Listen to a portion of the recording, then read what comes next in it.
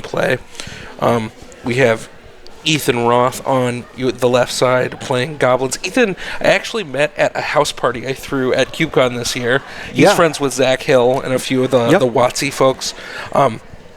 But he just moved here to the Madison area. Yeah, I met him at CubeCon as well. He's a really cool guy. He's running this kind of art collective out here that's really, really sick. And then we have Alex Purdy coming off. He just cashed at the RC, actually. Really? He top 128'd in Vegas. So Alex is kind of he's not a pre-modern purist. He plays all over the place. And has decided to pick up Stifle now. This is his first deck in the pre-modern format. He ended up with a top 4 at our last monthly tournament, losing to Aaron Dix in the top 4 on Replenish. We see Alex and Ethan doing some chit-chats before.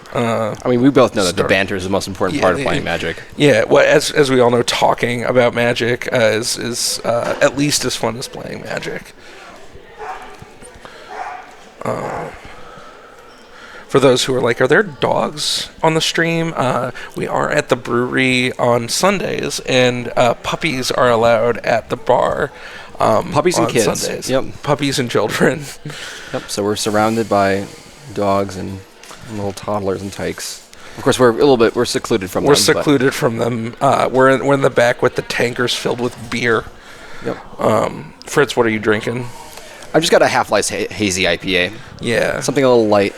We have to stay light. A little cold, little light, a little hoppy. So Fritz, we were talking about this in the stream earlier, but what do you think, like, game one plans in general, like strategic advice each side is trying to achieve?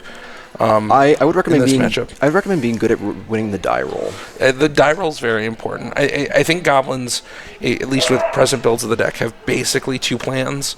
You can play Goblin Lackey, or you can cast a number of naturalizes. I'm seeing here that Ethan appears to be on red-black. On red-black goblins, notably. A little bit different than the red-green variant. Yeah. How do you think that changes the dynamic versus the red-green deck?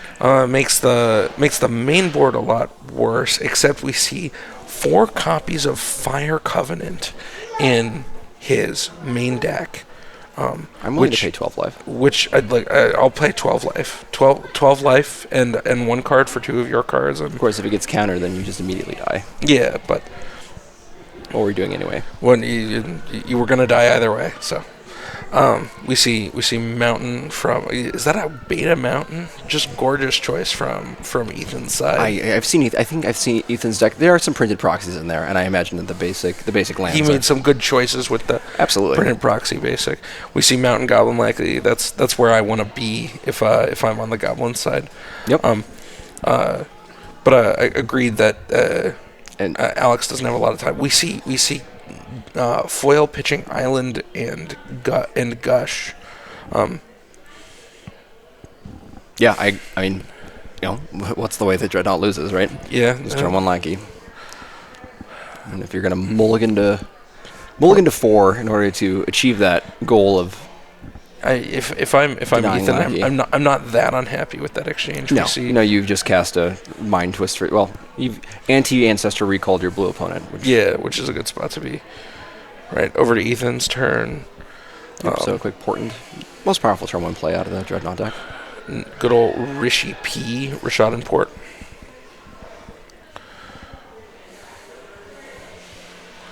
Right, Port Island. One of the better 2 drops out of the Goblin deck. That might have been, like, secretly, like, Ethan, like, just totally wrecked Alex's day, because Alex was really relying on casting that impulse here. Yeah. We see an insane curve. We get to go War Chief into Siege Gang Commander next turn. Yeah, and this is exactly what I see from the Goblin side. Yeah. You want to draw more cards than them, especially when you've already mind twisted them. You also want to get them to the point where, like, their Dreadnought doesn't really have reasonable attacks. Yeah. We see Days from War Chief. That's a pretty nice Days. That's a very nice Days. Unfortunately, there's another land in hand, and then there's more stuff. The foil is a little bit tricky here, though, since I don't imagine that Alex wants to bounce too many more lands to their own hand. Right, we see second Sulphurous Springs from Ethan's side. we're just shoving. Ethan taps down. You don't play goblins not to shove. See counterspell for first ringleader. For ringleader, yep. And Dreadnought. And Alex finds A+B. Yep, the Dreadnought and Stifle. Vision Charm. Oh, no, Stifle, not Stifle. Yeah. There we go. All right. We need to see a Fire Covenant off the top from Alex. Tinker would be a good answer, a good follow-up here, but Yeah.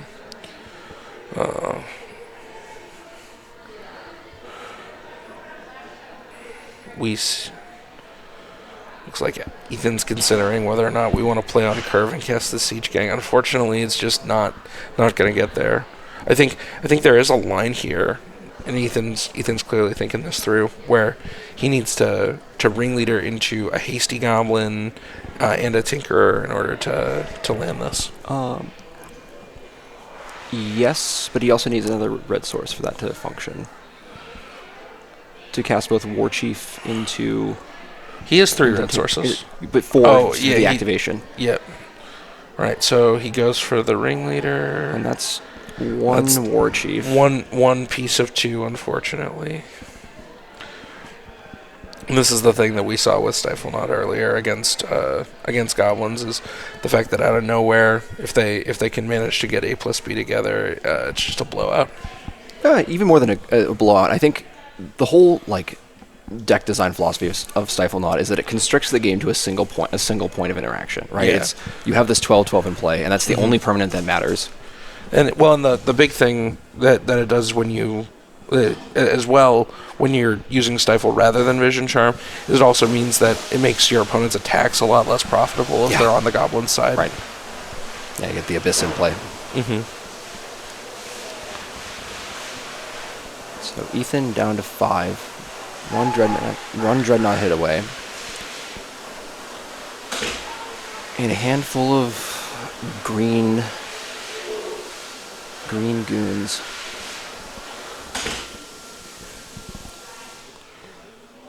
If you're in Ethan's seat, what moves do you think you have?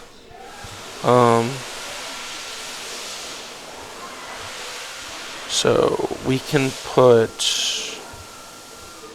The problem is we can put exactly 7 power and toughness into play, but... you have to take a damage for that privilege. There's Mountain in play. Oh, sure. Sure. Yeah, just cast and block, but... Again, what are we playing? What are we playing towards? Well, and we go to 0. They're like we've taken too much damage from our lands. So, no, I think it's all over. I think Ethan was just doing that math in their head. We see the scoop up from Ethan. Moving to the post board games.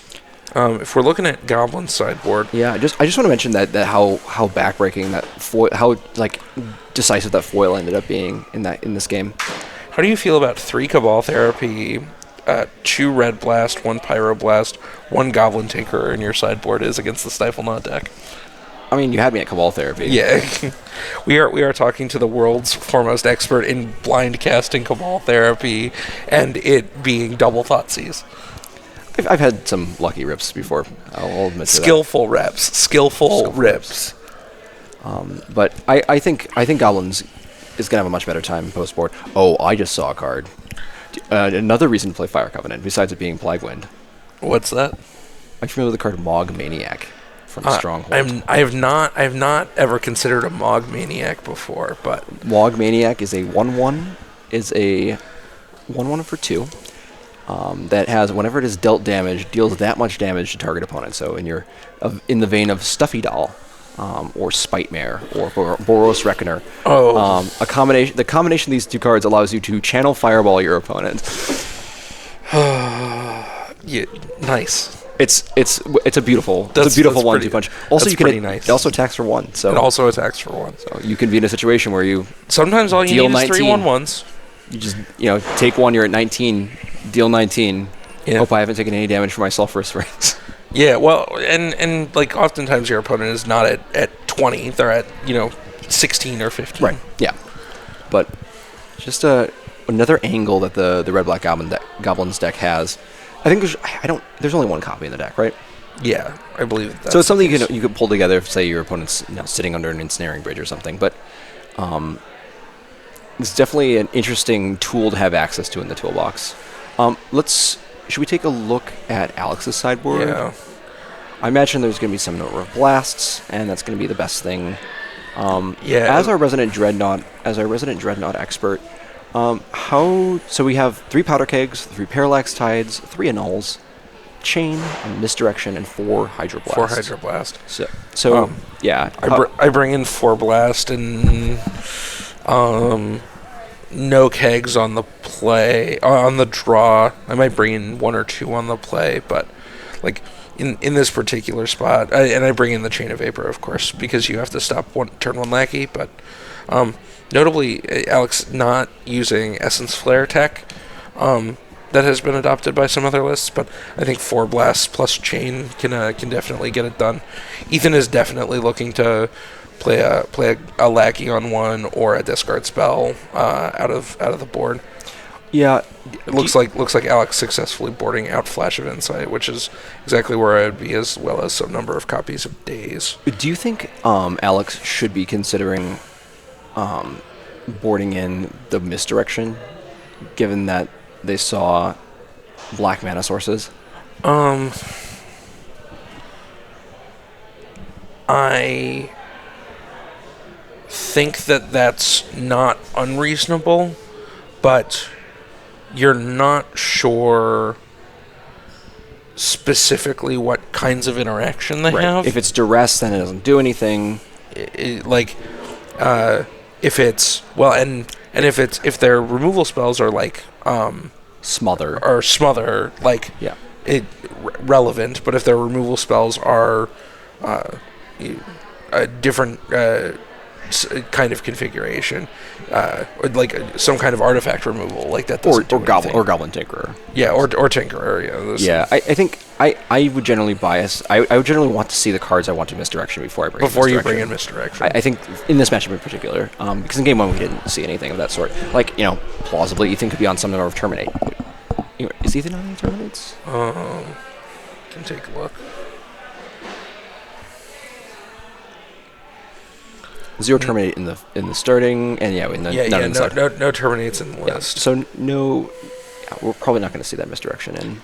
Yeah, in game 1, Ethan's list is not particularly configured to battle against.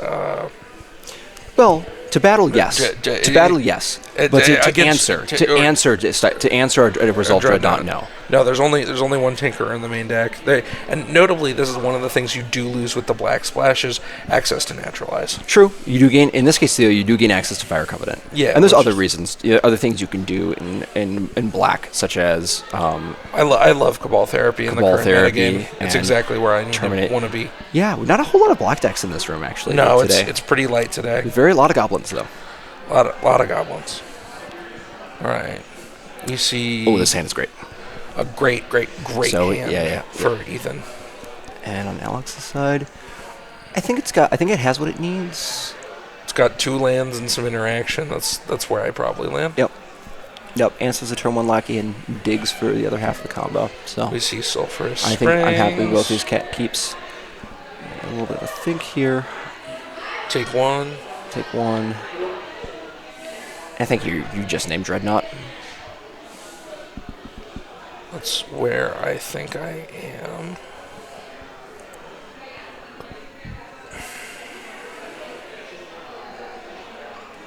Was Alex thinking about foiling? No, there's no way you actually would do that, but it's a consideration if you don't want. I think Ethan is thinking here, but yeah, but like, there are certain hands where you might want to do that. Like if you're in a spot where you have 2 dreadnoughts in your hand, I might foil that. But in most cases, that's not a thing I'm going to move. Yeah, and since your opponent kept 7, Island go. I really like playing the card Goblin Lackey here. That sounds powerful. I'm also someone who enjoys playing Black Lotus. Yeah, Black Lotus is pretty good. even if it has suspend 1. Repeatable suspend 1 Black Lotus. I think Ethan is deciding between Lackey and Pile Driver. Tinkerer is also a live option here. Tinkerer also, yeah, very live option. But I think you just want to push your own advantage on the board here. Are you on play Pile Driver here? I'm on play Lackey. Oh, you're on play Lackey here. Yeah, I think that's reasonable. Seeing how like Alex's hand has to end of turn opt. Yeah, not firing out the Hydroblast. You simply don't have to. Yeah, especially with Stifle in your hand. Exactly. If you find a Dreadnought, then sure. Well, also if you find another Stifle or a Vision Charm, the Stifle can act as anti-Black Lotus. Yeah, you're generally not happy trading. You're generally probably not happy with that, but especially if you don't actively have the Dreadnought, so you have, it's a number of turns. It saves some time.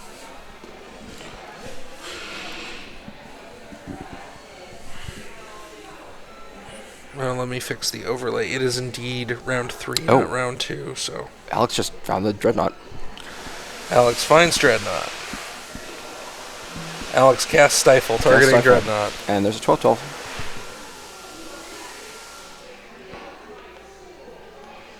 And then the question here is, what's the last card in his hand?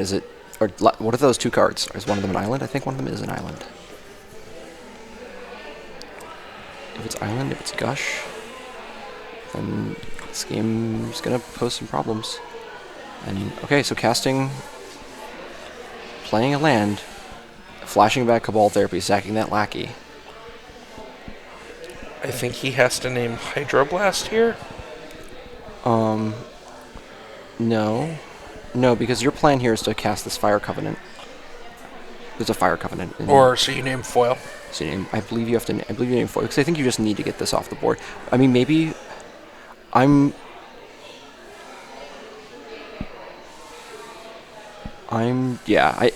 worry here is, okay, so there's the Foil. And this Foil pitch. Yeah, and it's gonna put Alex at pretty low resources. So the question is, and there's a daze, right? It's always the question. You just go for it here. Yeah. 17, for another 12.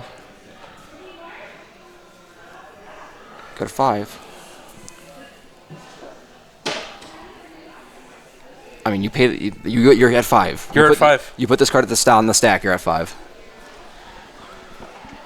And Dreadnought goes to the graveyard. Dreadnought has taken 12 damage. That doesn't happen very often. No, that's pretty rare. I think I am happier as Ethan in that exchange. Yeah, 100%. I'm forcing the foil there. on on the back half of a Cabal Therapy.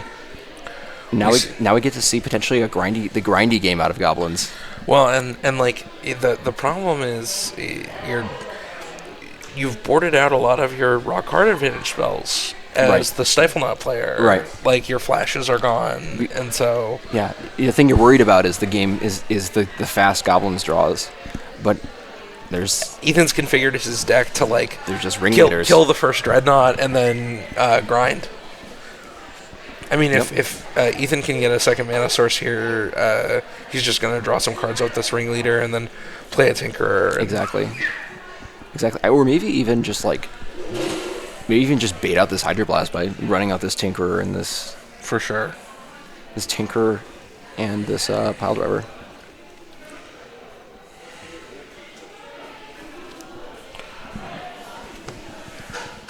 Oh, and we see a Red Blast for... So there's the Tinkerer. Oh, this is messed up. So... Because he's going to Hydroblast this, and then we're going to see the Red Blast back. Letting it resolve. I think just letting it resolve. I mean, I think this is heads up from Alex. Was he letting it resolve? We're thinking about it. That looks like resolution. Yeah, heads up from Alex. You don't know if you care about that yet. It's possible. At least from my side, we do see a drawn blank because his Fire Covenant is not doing anything. Well, the answer is Mistress Factory. I guess 5 is not 1. That's true. Yeah.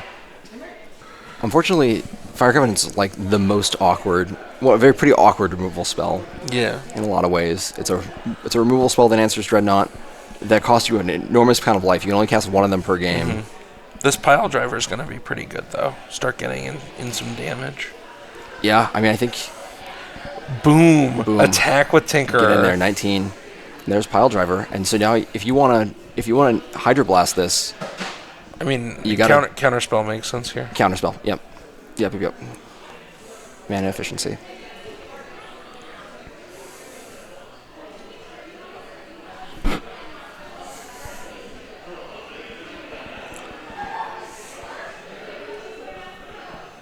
I think that's just gonna be a pass the turn from Ethan. Yeah, should be. Another island for Alex. I'm pretty happy to see that, actually, given the foil in hand. Yeah, I think you look and then you decide whether you want to float that island or go for something else. This is a pretty easy shuffle. Yeah, we see one half of the combo, but it's the easier to find half, and no way to dig through the rest of it, so...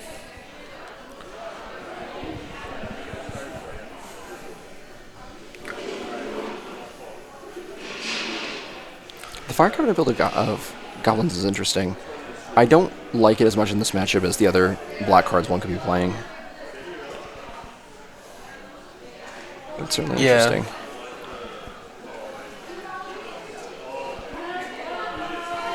I do like Plague Wind against, some of the other creature decks in the format, though. Oh, absolutely. Yeah, imagine, if you ever wanted to make the Goblins versus Elves matchup even more miserable. Lopsided. Yeah. Right, we see... Matrone. What is this Matron going to find? Oh, the card that was drawn off of Portent was Dreadnought. I think you're pretty happy with that. What are you just grabbing second Tinker here? Prospector, maybe? I think, yeah. Gets Goblin Lackey. I like that here. I could also see getting Goblin. I could also see War Chief being a higher value than Lackey in this situation. But the ability to just, even if you don't hit on lands, just produce that ringleader that's been waiting. Other things you could draw. Yeah, you're casting Black Lotus every turn. Yeah, generally a good place to be. That's in hand. There's no land drop. I don't think. Yep.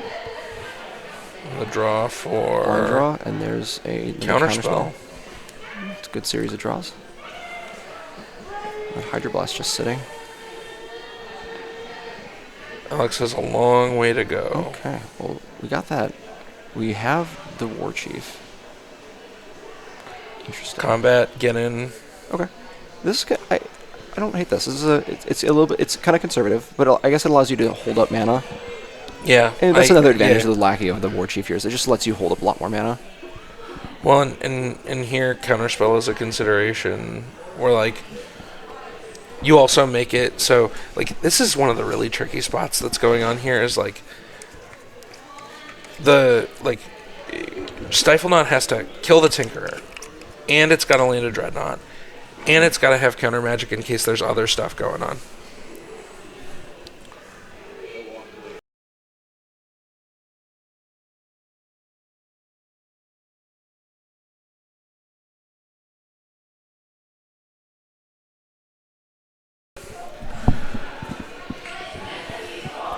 So we've seen an exchange Lackey for Counterspell.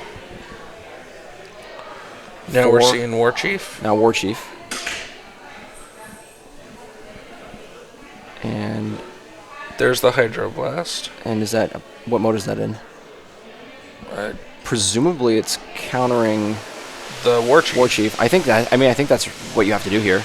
I think I let that resolve from the Goblin side. Yeah, I agree. You just need this game to continue. Yep. Second blast target. Yep. And that was the blast. That was the thing you cared about. That was exactly why you did that. All right. Another 2. 14-3. You don't take 12. In case folks at home are wondering. You just take one though, so We now technically, Hardcast foil is now online for Alex. Yep, and that's going to be pretty good here. That City Brass is looking horrendous. Yeah, that card has literal no text. I wouldn't even put that card into play. Don't enable yourself to make mistakes. Boom. Ring leader. Ring leader.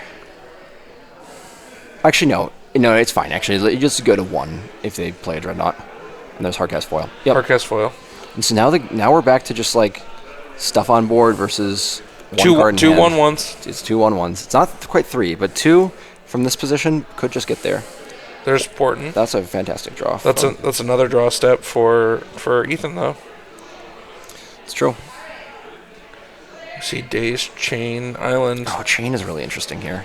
No, Chain is actually seems critical. The problem is you don't want those other cards. Yeah, you have to ship this. Yeah.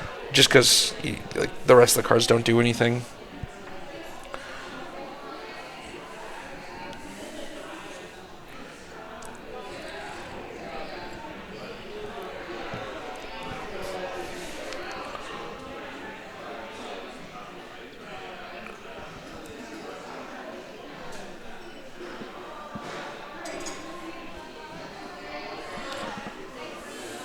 Getting in there. Mm-hmm. My guy is going to 2. Oh no, going to 1. Nope, just 2.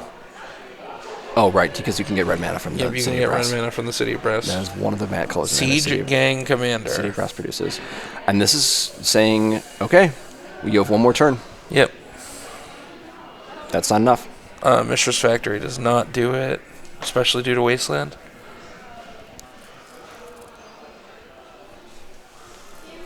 One, 2, 3, 4, 5, 6, 7, 8, 9, 10, 11. In fact,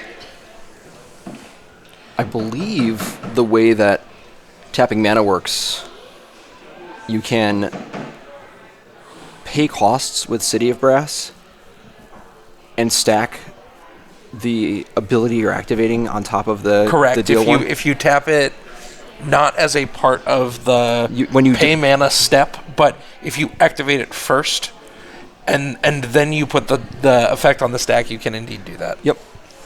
So we might see that come up. We see attacks with everything.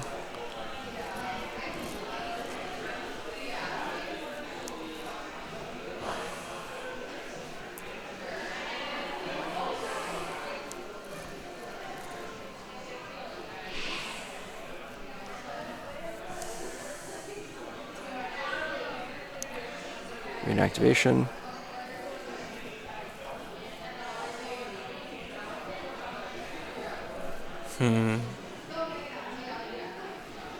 Notably, that factory. I think we're before blocks still. Yeah, I just something to keep track of. It cannot pump. Important to note. Looks like we are sacking a goblin just to kill this before blocks. Yep. So 6 damage on board right now. So the trick I was describing earlier doesn't come up here, but... Unless he has a land drop. True.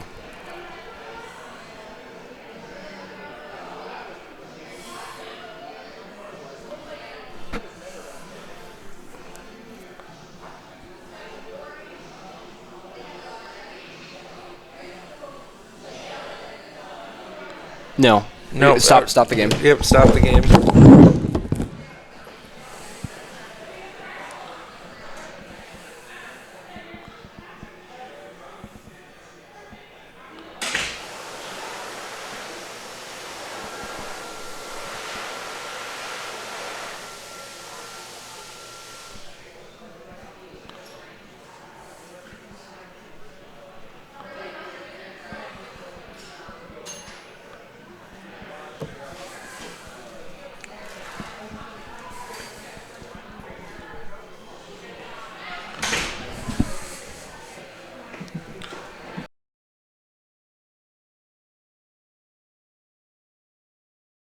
Just to... Sorry, we had to dodge to fix that situation, but Mishra's Factory was summoning sick, so it couldn't pump to activate. So the 2 damage that was marked on it would be enough to destroy it. Alex went for the pump on it and forgot that he had played it on his last turn. Gotcha. So Ethan did not need to, in fact, wasteland the factory. Oh, that's reasonable.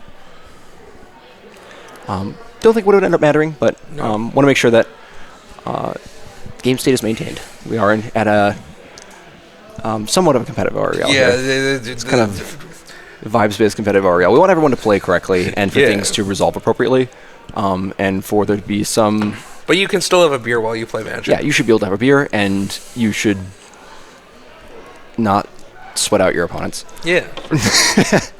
Don't sweat out your opponent. What are you doing? What are you doing? Good. About 18 minutes left in the round here, so it should be enough time to finish a third game. But we kind of see like the two. There are very two different kinds of games both decks can play, right? So Stiflenaught can play a turn 2 Dreadnought, have some backup for it, end the game in short order. Or it can play this long, glacially slow blue control deck game where eventually you stick your win condition and you have 3 liters of interaction, or all your opponent's lands are gone. And kind of the same thing with goblins too. For sure. They can play a game where they play a turn 1 lackey and they put 8 power on board on turn 3 and you die. Or they can play a game where they trade their resources from your resources and then cast a ringleader and draw 2 or 3 cards. Or 4. Or 4 cards. Sometimes they'll draw 4 cards. Usually when I cast it, though, I draw 1 card. And when my opponent casts it, they draw 4. They always draw 4. And put a Siege Gang Commander to play and kill all your things. And it's like, wait, I thought I was playing against an aggro deck. Yeah, no, you're playing against a mid-range control deck that also can kill you on turn 4 sometimes. Yep, so we have... mid-range. We have mid-range versus combo control. Yeah. And I definitely enjoy playing those games from the... it's much easier to navigate one of those mid-rangey games than trying to fight a turn 2 Goblin Lackey, a turn 1 Goblin Lackey. It really is kind of a plow check, or in this case, an Essence Flare Blast check. 100%. Or a Chain of Vapor check. Or a Chain of Vapor check. But like that, you're not happy with that. You're really not happy with that.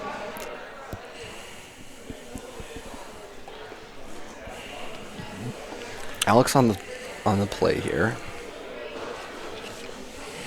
And as we mentioned earlier, play draw is just like incredibly important in this match.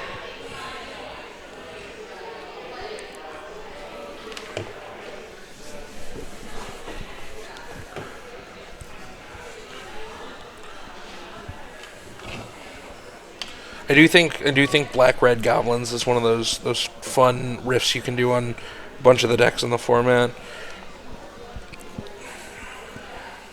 100%. Yeah, I think we'll see we're probably not going to see the Blue-Red Goblin splash. No, probably not.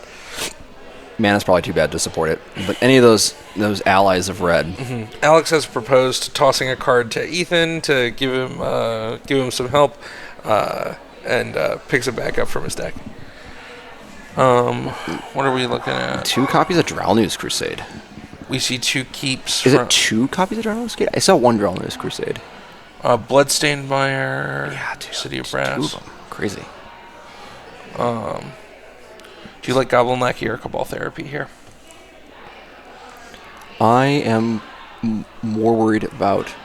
I want to cast Cabal Therapy here. There are more cards in Alex's deck that trade really nicely for a Lackey, and you're also worried about turn 2 Dreadnought. Ethan has suggested that he's going to try and cast Black Lotus, gets it dazed. Again, not quite where we want to be, but I'm certainly not super unhappy with that exchange. See another Dreadnought answer. Yep. Bloodstained Mire.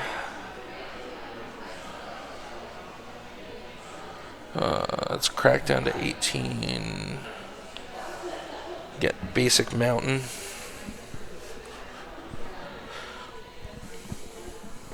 One of the great charms of this format is we don't get to fetch dual lands in this format. No, those fetch lands, they see those colors on them. Yeah, yeah. That's what you can. That's what they. Those will end up tapping for. Yeah, you can get a swamp or a mountain. Now we have the Cabal Therapy. And because of that Daze last turn, Alex isn't able to counterspell. Named foil? Naming foil. Interesting. That's pretty heads up. No, that's But that indicates something very specific about the makeup of Ethan's hand. For sure.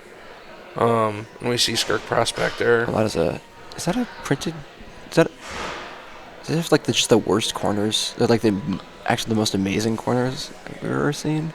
I think that's a printer proxy. Yeah, one can hope though. Yeah.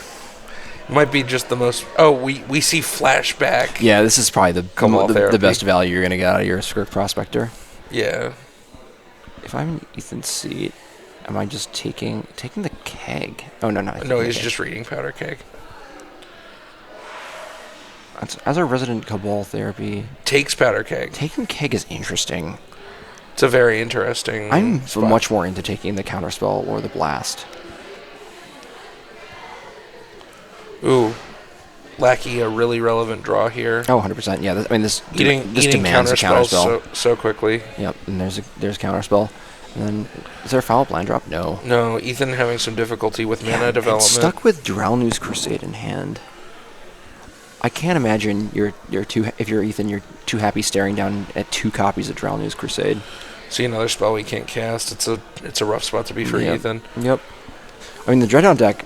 Once we hit our 3rd land, though, we're starting to cook a little bit. we're definitely cooking. And there's our 3rd land. There's our 3rd land drop. And I think we're. I really like Goblin Matron here for Tinkerer, maybe. I mean, you can just Chief. do that next turn once you resolve this War Chief. And give the Tinkerer haste, so if you draw a land, it's just, yep, Dreadnought's gone. Playing out the Drownu's Crusade. Oh, that's interesting. Huh. And one interesting note about the Drownu's Crusade is it makes the goblins black. Not black and red, just black. Huh. So that means that you cannot destroy target red permanent. Oh, that's notable. Yeah, so we'll see if that comes up. Also, makes places where you've cast Siege Gang Commander, you're no longer in chump blocking territory. You're can in actually trading with Dreadnought territory. Or taking it and killing them on the crackback. Or killing them on the crackback, yeah. I still think I would prefer to deploy a War Chief here. But I guess you're just playing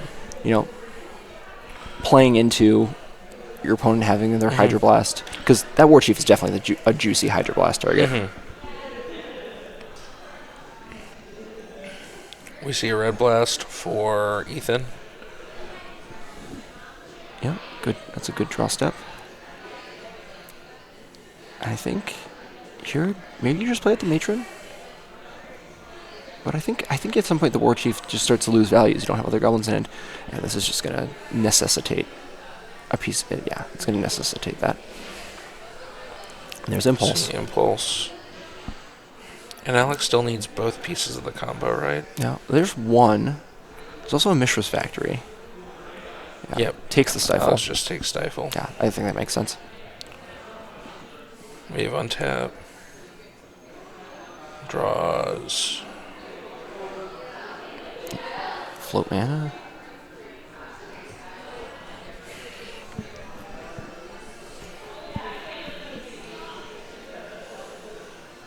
Getting some clarification on what Drawl's Crusade does. They could call a judge here. There might be a judge call.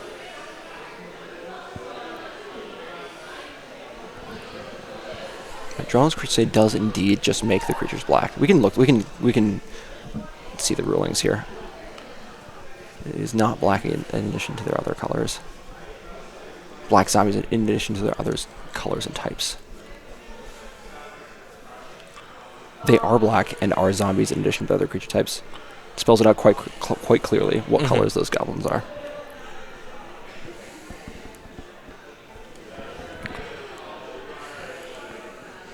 We saw a Gush into a Mishra's Factory. On Alex's side, and now it is Back to Ethan. Continues to have difficulty with mana development. Yeah. Yeah, I think Goblins is a 24 land deck. You're just fine. You're mostly happy hitting land drops. Yeah.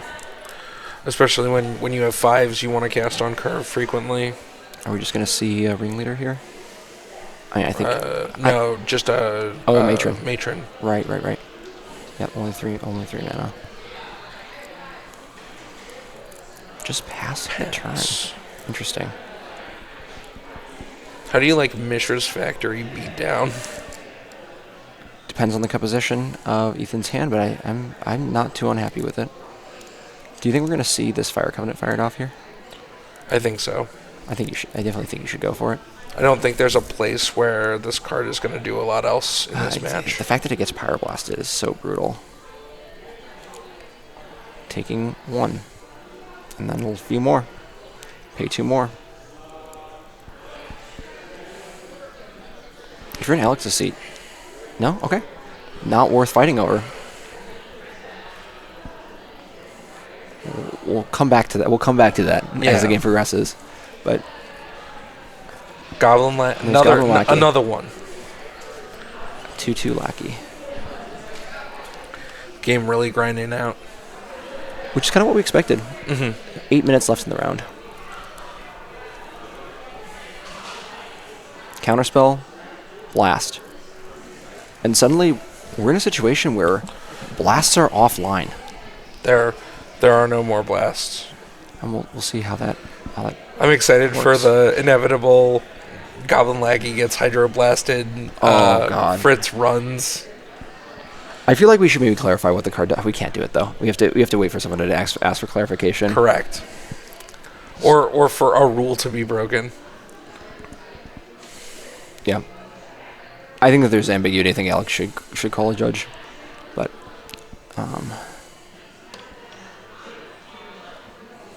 although we are a 3-man team, I think we're quite capable of adjudicating. It's not going to matter. Calls. We see a foil. Foil, yep. Discarding 2 islands. Important. Yep. No, where would you say Dreadnought's operating mana is? Like, what? How many lands do you need to play to have operating mana? 2. 2. It's always 2. Unless you're playing Thwart, then it's 3. Yeah. I mean, and if you're boarding the Tide, then obviously it goes up. But yeah, most of the lists I'm playing are absent Tide at this point, but it's certainly pretty common still. Yeah. I think Tide was a specific metagame call, and that there's other cards you might want in your sideboard at this point. Oh, absolutely. I want 3 copies of the card Essence Flare because Xanted Swarm is my least favorite Magic card. Maybe we can start playing Black-White Control again. It's very possible that you can start playing Black-White Control again. There's another City of Brass. And just by mana, yeah, Ethan's already down to like a dangerous life total, like within a swing of a Dreadnought. There's the Ringleader. And there's a Hydroblast. Hydroblast. Alex is quite fortunate to have drawn every copy of Blast. Yeah. And that's what you need. And there's a Dreadnought. And there's the Dreadnought. You only need to find the one. You just respect Cabal Therapy here, right? And you just stack them like that. Yeah. Didn't even need to. You didn't even really need to look at those cards. You could have just picked them up, put it back down, and drawn from the stack. Oh shit! Matrone. Okay. It doesn't matter if he grabs Tinkerer, because between Stifle, Vision Charm, your Dreadnought's gonna survive the Tinkerer activation. Yeah. Yeah, Tinker's a little worse as a activated ability Disrupting Scepter.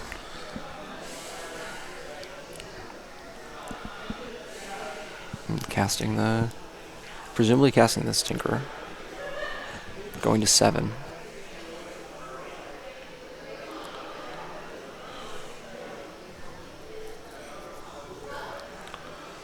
One card in hand from Ethan. And Alex to 2, or Alex to 18. Oh no, that was Cast's turn.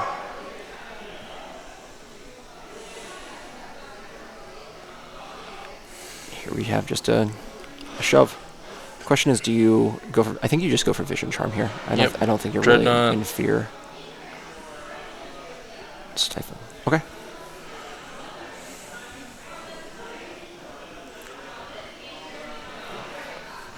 Yeah, you just want the Vision Charm for protection. No, you're right. No, that's right. In case your opponent has Smother or something.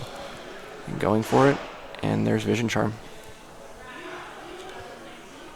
I actually stifle that there, I think.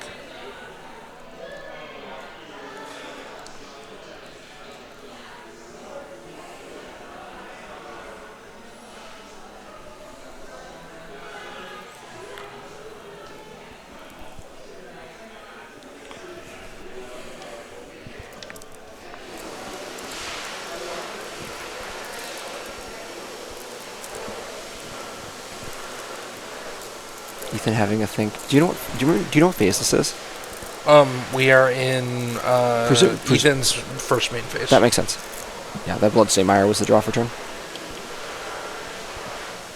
I think that's it. I mean, yeah. What can you do here? Continuing to demonstrate the power of 12-12. Dreadnought faces back in.